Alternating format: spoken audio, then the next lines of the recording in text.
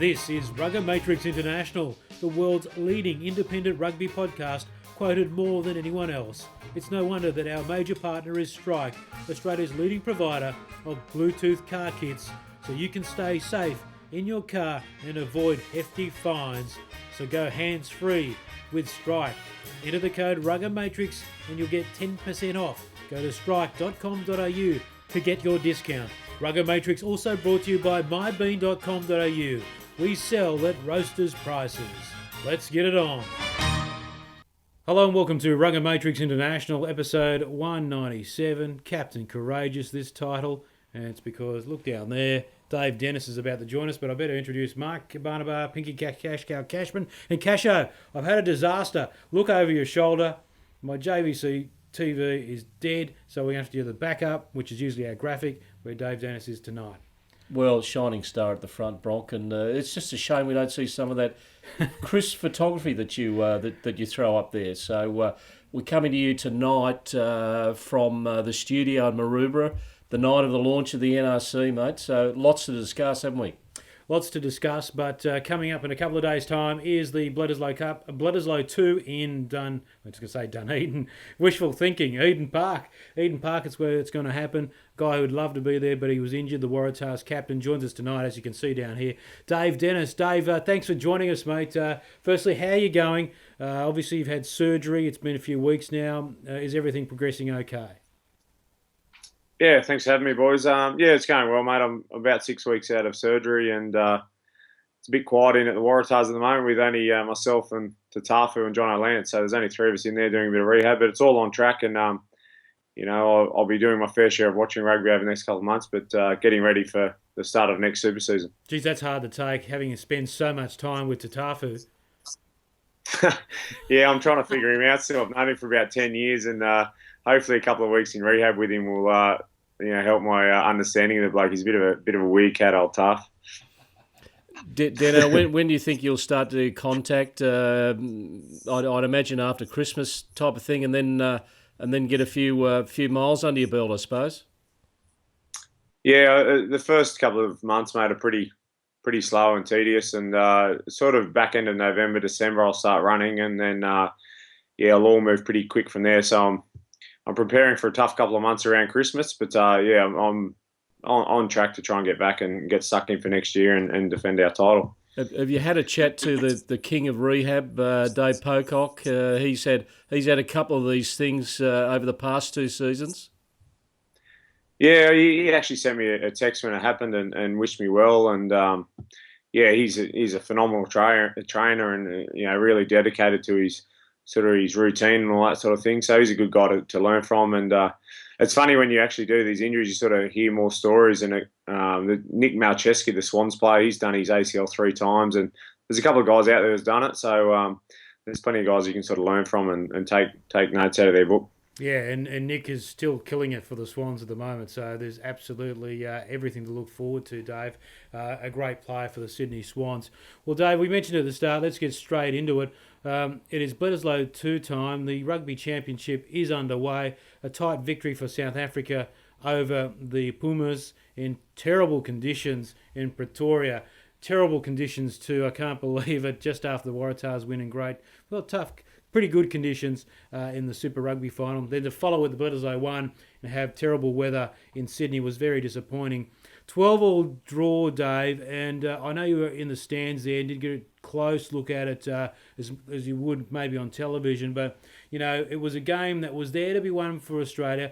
They did play an open, expansive game in the wet, and commendable that they tried to run the ball, but in the end, Dave, it turned out that it wasn't enough because when you play that way in those conditions, you're going to make mistakes and you just can't quite seal the deal. And in the end, it didn't happen. It was 12-all against the All Blacks. Was it as good as a win, or would you consider it a loss? Yeah, I think I had an opportunity to speak to a few of the boys this week, and I think they're generally disappointed with the draw. I think obviously makes the team's job a little bit harder over the next couple of weeks to retain the Bledisloe, but it was a tough week in the sense that I think Ewan picked a team, particularly with putting Kirtley at 10 and picking Ashley Cooper back at 13 and put guys back in their position. I thought he picked a team to go out with a mindset to attack and really try and score some points against the All Blacks, and then to turn up on game day with the weather that the boys had. It did obviously put a dampener on it, literally. And I thought the first half was a bit of a dogfight. I sensed that they got a bit more belief in the second half. They thought, we can beat these guys, and I thought that showed in the way they played. And we had a bit more possession in the second half, threw the ball around a little bit more. It's just just disappointing we couldn't get rewarded on the scoreboard and end up in a draw. But it shapes for an exciting game in Eden Park in 2 days' time. Dano, one of the things about the Waratahs, and the thing that everyone admired about their style of football, was that everyone was on board, everyone believed in what they were doing. That manufactured that penalty goal attempt at the end. Do you think the Wallabies believe in what they're trying to do at the moment? Or do you think they've got everybody on board 100%? I know you spoke about the weather, the conditions, and all those sorts of things. There just seems to be some of those wee doubts there, doesn't there? Yeah, I think belief's a massive part of it, and we felt as a club at super level that the only way to win the competition was to play attacking rugby. And it changes a little bit when you go into Test football, but I think you still got to have that attacking mindset. And I generally think that the team is growing a bit better belief than probably we've had in the last couple of years. And there's a really good mix at the moment of a couple of senior players, a lot of young good guys coming through, and they tend to be a little bit less fearless in a sense, and they tend to just sort of play their natural game. And I think, from talking with the guys, I'd like to think that the Waratah guys who have gone in there, their sort of confidence and energy is a little bit infectious, and it filters through the team. And I think, I generally think, Link's a smart operator. I think the team's moving, in the right direction, or better. It's progressing better than it was probably 2 or 3 years ago. Having said that, it was great, and it has been great progress. The game was there to be won, wasn't it? And you look back through the game about where maybe better options were taken. Now you're a captain, and your co-captain this year elected Michael Hooper not to take the kicks before half time because he thought that you could crack them. I guess there'd be no way that you're bagging him making the decision. But just how tough is that when you're sitting in the stands? You don't really understand it. But as a player, how tough is it to make that call when you feel like you're about to break that damn wall and score the try? Yeah, I think obviously hindsight's a wonderful thing, and I think in that situation there, I think Hoops probably felt that they had the ascendancy, and if they could score a try there and go in I think they're down by 6 and get the conversion going at half time ahead, that would have been a really good result moving to the second half. He opted for the scrum. They didn't get the try, but I think it's always a tough decision. Everyone's different, and I think a great thing about Hoops, and you see it in the way he plays, he's got a very attacking mindset, and he's always looking to sort of score points with attacking focus. So I think I think he'll learn from that. I'm sure if he gets an opportunity this weekend in Auckland, he might opt for the post. But I like a guy who backs his own decisions, and he did that there, and it didn't quite pay off. But I wouldn't say that's probably the reason they lost the game. Oh, sorry, drew the game. I think there's probably a few other opportunities to score points as well. Is there something in the playbook with a game like that where the coach says, you take the points if you're in the 22 or around that area? What would your instruction be?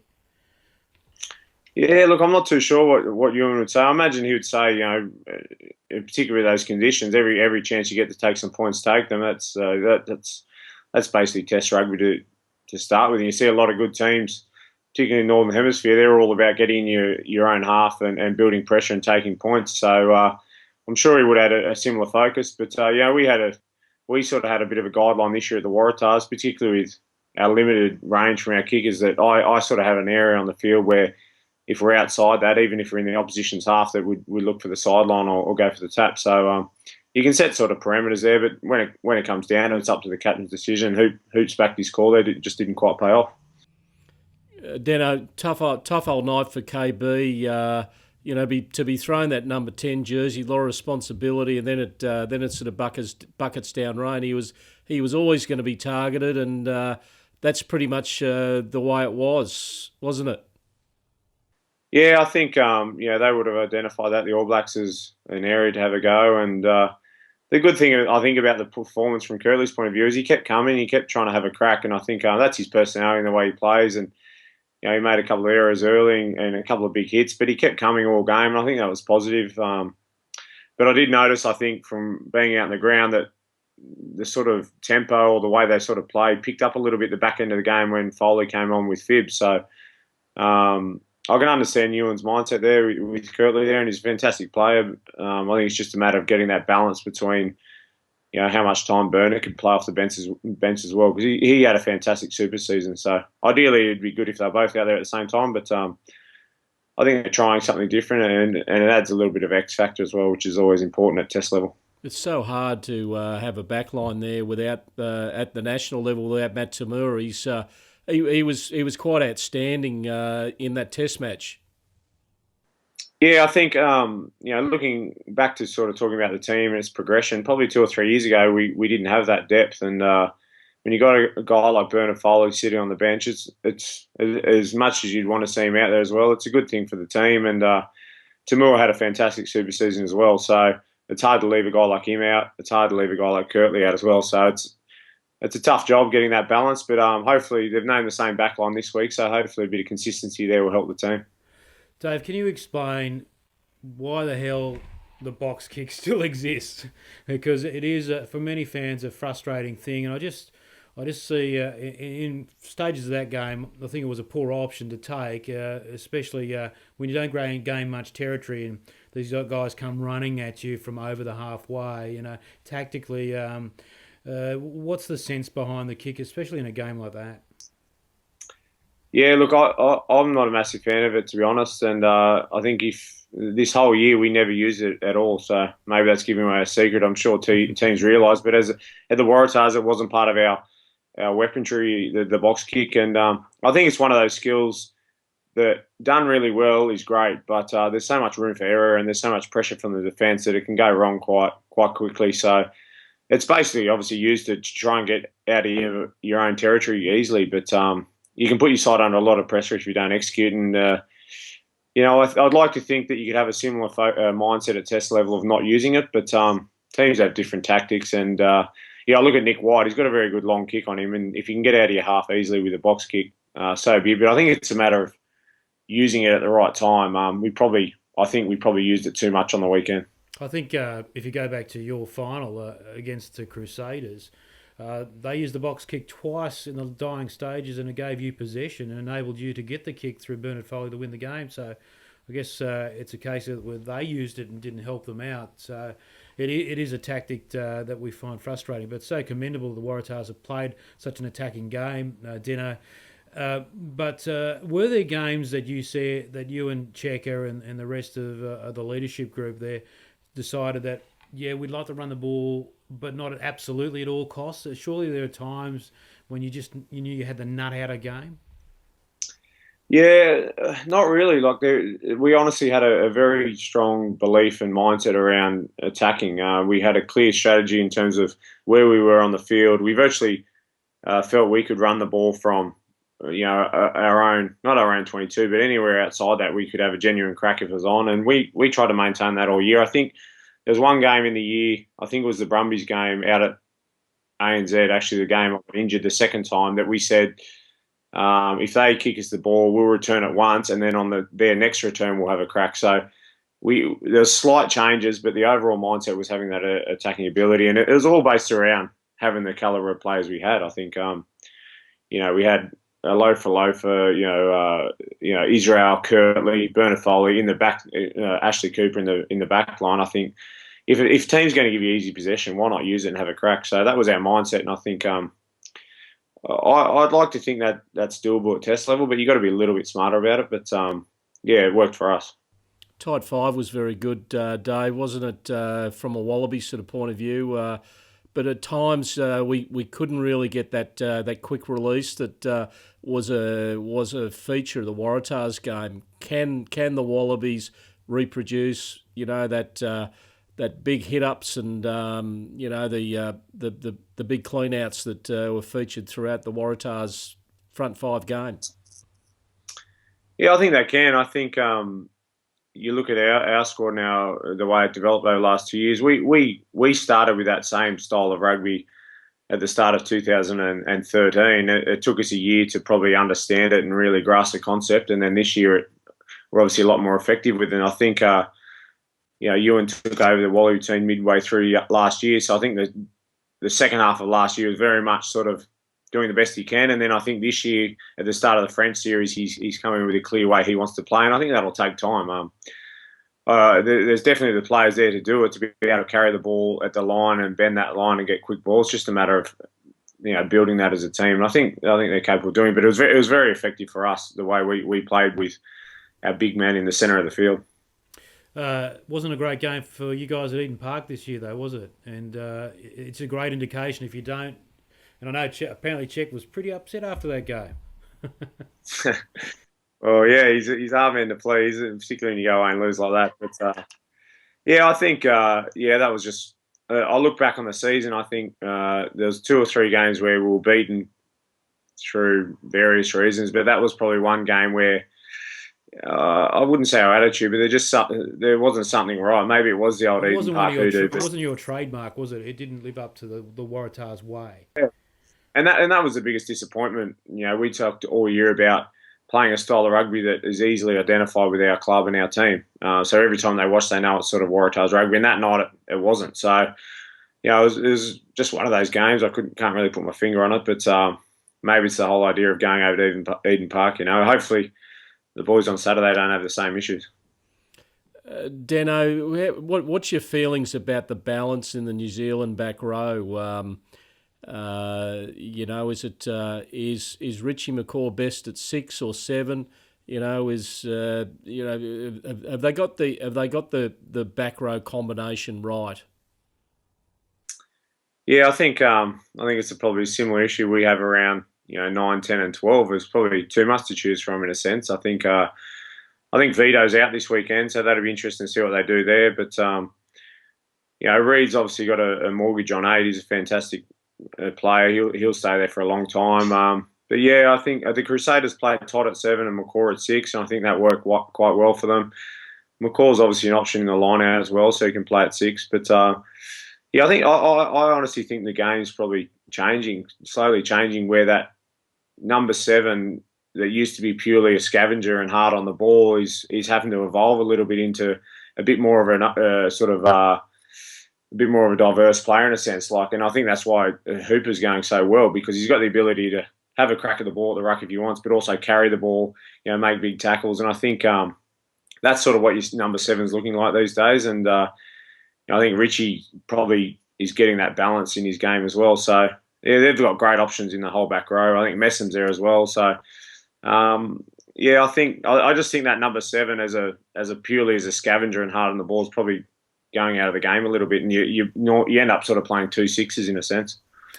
What about your fitness? It was very. I remember seeing you pre-season, Dave, and you guys getting flogged around the Coogee Hills, and it was tough work. Saw Curly sweating it up, but geez, you got the benefits from it later on, because the support game was the key, wasn't it? I mean, every time a guy was hitting the tackle in the contest, there was someone there to take the ball popped up. It was the stuff that we'd been longing for a long time at the Waratahs, but finally unleashed.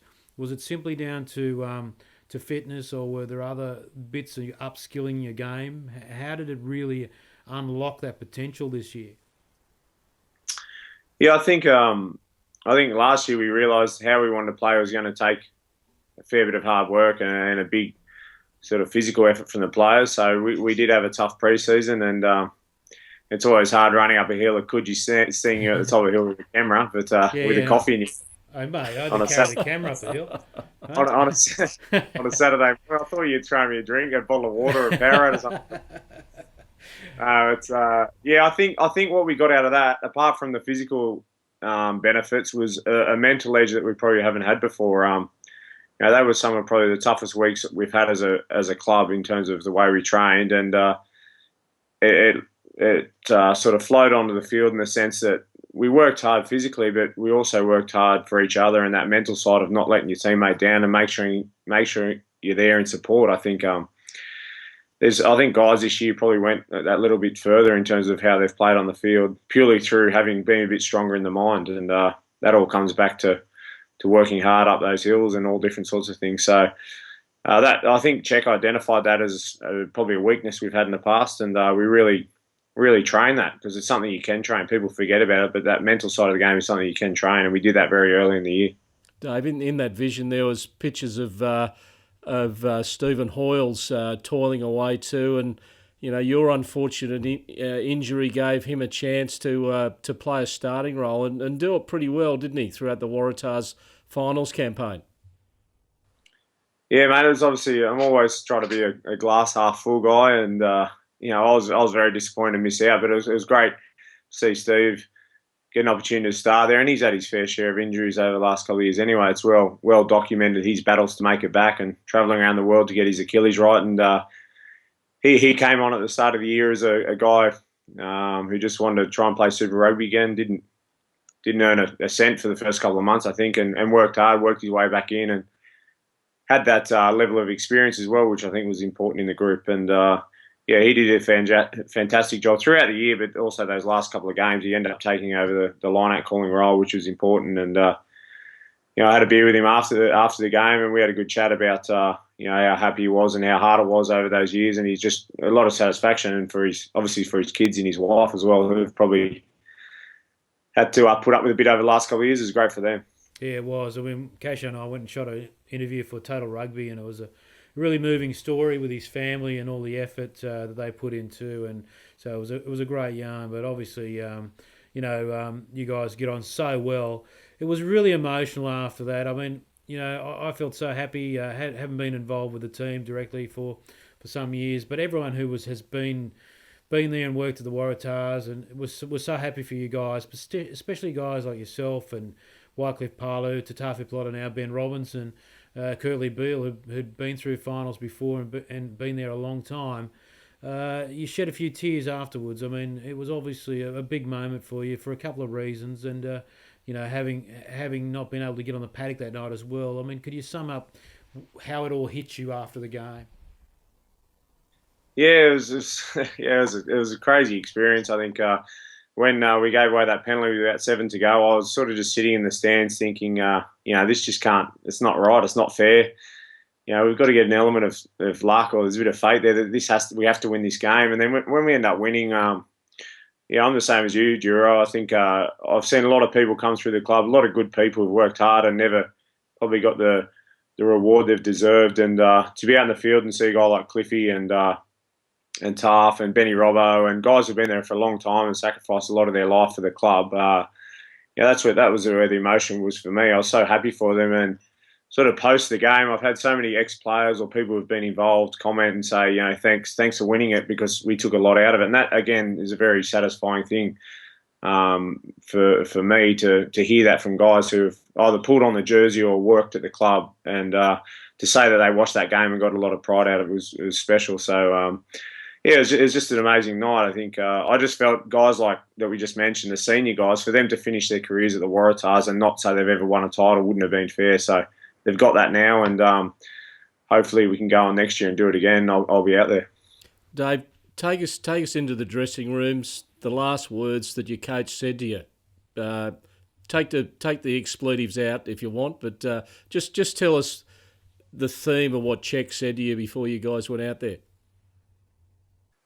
Yeah, I think it was mentioned once or twice around our sort of analogy around letting the club go, a golf analogy, and just sort of standing on that tee and not having any worries and just swinging the one wood and see what happens. And that was sort of our mantra the whole year from day one. And I think you saw that was reflected in the way we played. And he sort of finished the year off with a bang. I think it was about 40 minutes before we went out for the warm up. I was in there, and he pulled out a one wood for every player in the 23 with a name on it. It was an old. I said, how'd you come up with the names? He said, I just googled old English female names for some reason. So he liked the sound of that. So I think Taff got Bertha and Halsey got Molly or Charlotte or something. So everyone got their own one wood, and then he pulled his own out and stood to the side of the dressing room and let it go. So that was sort of the thing, and it was a weird sensation. It's the biggest game of everyone's probably career in that room, and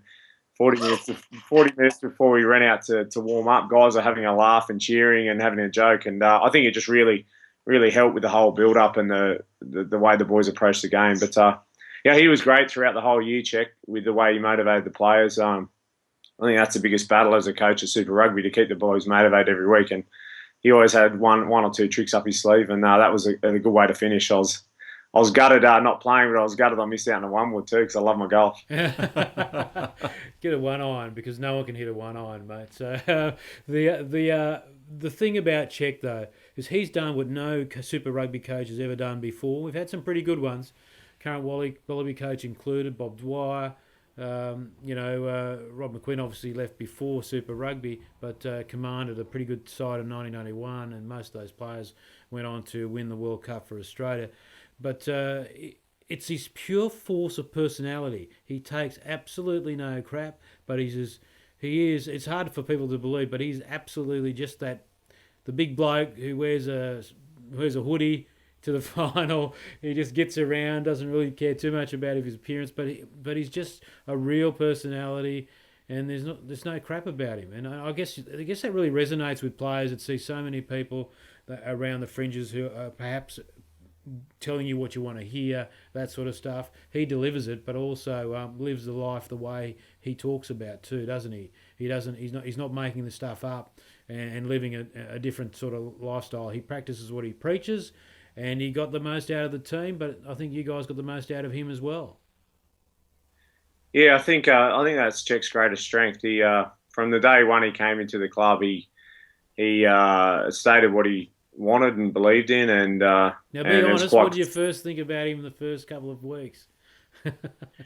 Well, I thought this guy. Oh well, he always says it himself. He goes, I'm just a bloody Mediterranean bloke who was in fashion. No one thinks I know anything about rugby. But the thing, and I think his greatest strength was staying true to himself. Like you said, I think I've never seen him shift away from the first day he walked in his club to the night after the grand final. He's been constant in terms of the way he's approached things, his personality.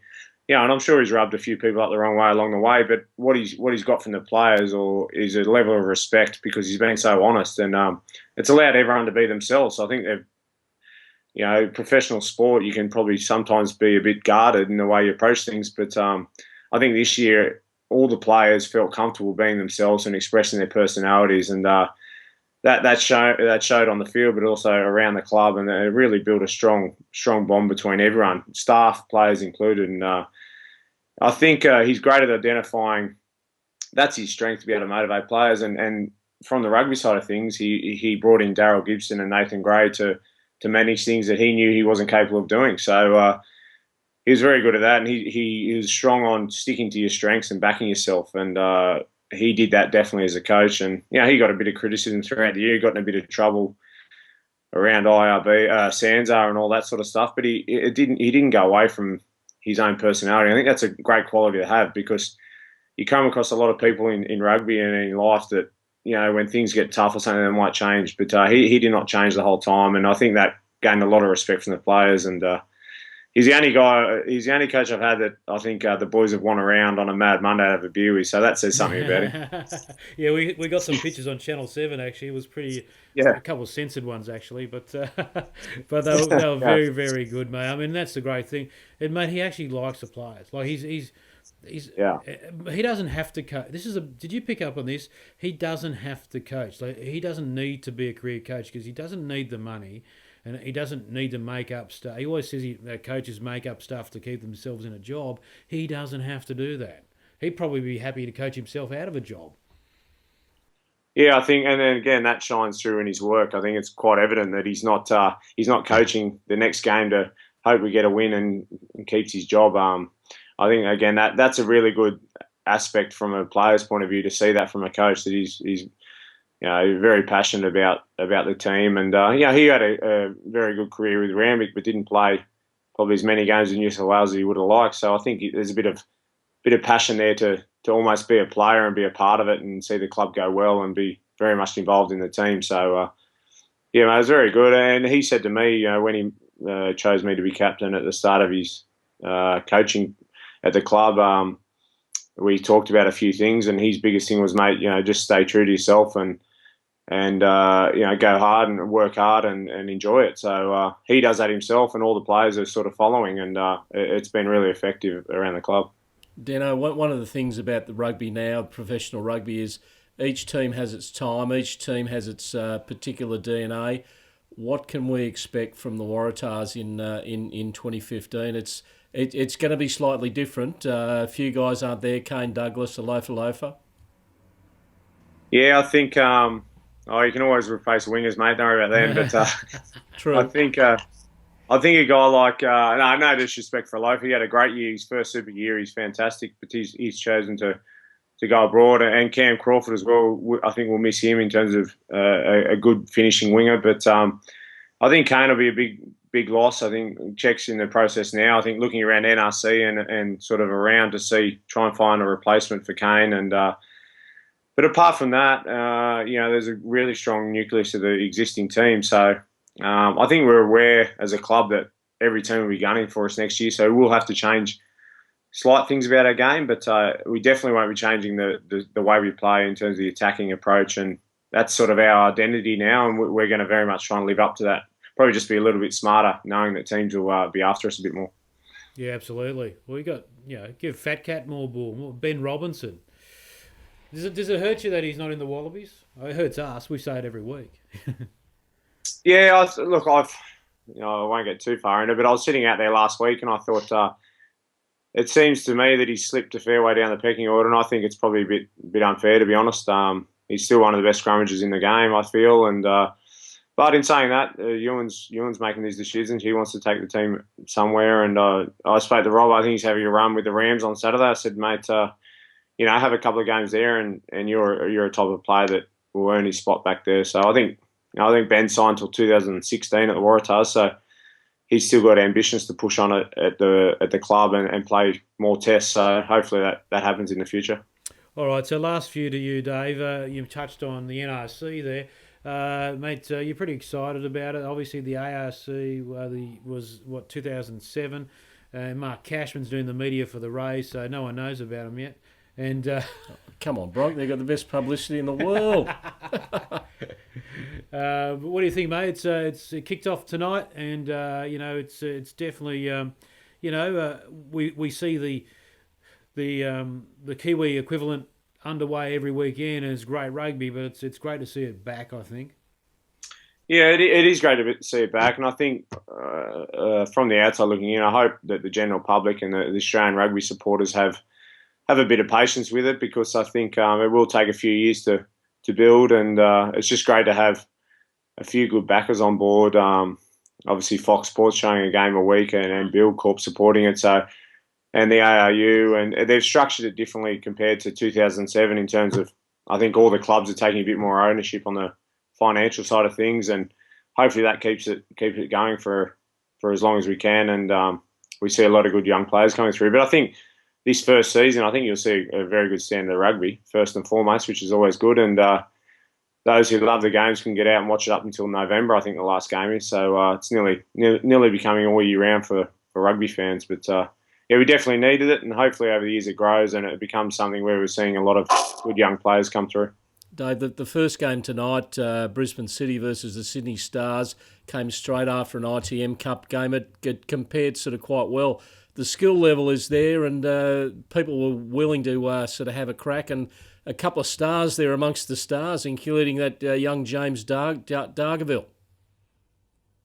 Yeah, I think I think that talent's there. I look at the ITM Cup, and there's obviously there's a lot of good super players that don't make the All Blacks that filter down and play through there. But we'll have the same with this competition. We'll have a lot of super players playing in it, so the standard will be there. But then, like you said, you'll see a lot of young guys come through. And James Dargaville is a fantastic young player. He'll definitely play Super Rugby in the future. I think he topped the Shoot Shield try scoring this year in Sydney, or he was thereabouts. And I caught the first half actually tonight, and he scored another good try. So yeah, I think you'll see a lot of young guys coming through, and it's only going to help the depth of super clubs and the national team. So like I said, hopefully it keeps going. All right, we hope you're back soon too, Dave Dennis, Waratahs captain, victorious Waratahs captain. with your offsider, Michael Hooper, this year. Mate, we really appreciate your time. Looking good, and I'm glad to see you get over the celebrations. Were they good celebrations? We did catch up with a few of the guys afterwards, a couple of days afterwards, and I think no one begrudged anyone having a good time after it. You thoroughly deserved it, but it certainly looked like good celebrations for the Tars. Yeah, we had a good couple of days. It's a long time coming, and I think the Pentagon, which they call it down in Bondi, which is Bernard Foley and Nick Phipps and Michael Hodge and John O'Lance. I think they're still trying to clean their house out, but it was it was a good couple of days. Everyone behaved themselves, but we definitely celebrated hard and had a good time. Yeah, he thoroughly deserved it. Deno, we caught up with a few of the guys on the Tuesday after the civic reception, and we interviewed Wycliffe Parlew, and I think you could safely call Cliff Take Two Parlew, can't you, Bronk? He did all right. He did all right. He was better than Taff, actually. Yeah, he did. But Bernard Foley, I was going to say, Bernard Foley did an amazing job just to talk to us. Yeah, no, well, we went in the civic reception, and actually Sammy Cashman said these guys need to be interviewed by Clarkey, and he said myself and Hoops, and I said, oh, that's all right, I can sort of hold a straight face. And then he said Curtly Beale and Bernard Foley and Jacques Poquita. I got a bit worried. They did all right up on stage, and no, I think the bus ride out the Bathurst on Wednesday for some of the Wallaby boys was probably their first 3 hours sleep there for a while. Yeah, I don't think they saw too much of the Three Sisters or anything else. Thoroughly deserved it, absolutely deserved it. You deserved the title this year. It was great to see running rugby, a victory for running rugby, just like the team of the 30s, and it's good to see the 20s, well, and 30s. Yeah. Well, you obviously remember it. Yeah, you're never wrong, okay? Yeah. All right. So I tell you what, who would have been proud of you, mate? The late and great Dave Brockhoff. So I just hope he's very much so. Yeah. We actually, I actually talked to Taff yesterday. He's thinking of coming up with a shield for the new NRC, like a Ramfleet shield that similar to having ITM Cup or something. And I thought Brock would be a great name to name it after. But he would have been very proud, mate. He was a great rugby man. Yep, and you played the game he would have loved. All right, Dave Dennis, thanks for joining us tonight from home. We appreciate your time. Go well in your recovery, mate, and we look forward to another big year ahead. And let's hope that the Bledisloe comes this way this time round. Yeah, hope so, boys. Thanks a lot for having me. There is Dave Dennis joining us tonight. Mark Cashman, thanks for coming in. Thanks. Can you give the Bra Boys a bit of a call, Bronx, so I can get my car out? Yeah, righto, mate. Can you sort out a new TV for me? Yes. All right, yeah. So Mark Cashman doing the meter for the North Harbour Rays. Good luck to you guys as that competition kicks off. Thanks for joining us tonight. Enjoy your rugby. Enjoy the Bledisloe Cup. And don't forget the Northern Hemisphere. We'll be checking in with Les Kiss very soon. We'll see you next week.